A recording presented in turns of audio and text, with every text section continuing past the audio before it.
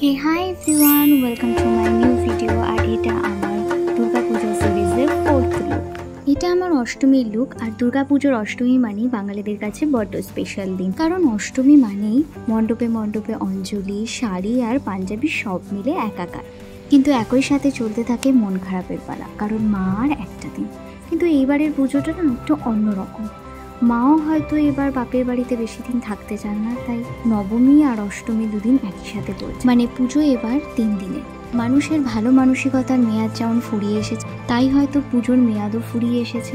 জানো তো, ছোটবেলায় যখন পুজো আসতো চারিদিকটা কেমন পুজো পুজো গন্ধে ম করতো, আর এখন বড় হওয়ার পরে না পাই সেই গন্ধ, না আছে সেই এক্সাইটমেন্ট। সত্যি কথা বলতে পুজো মানেই আমাদের কাছে ছিল ছুটি, খেলা, মজা করা।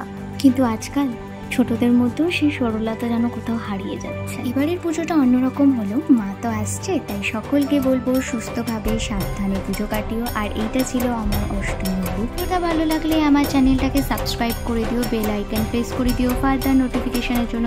দেখা হচ্ছে নেক্সট কোনো ভিডিও।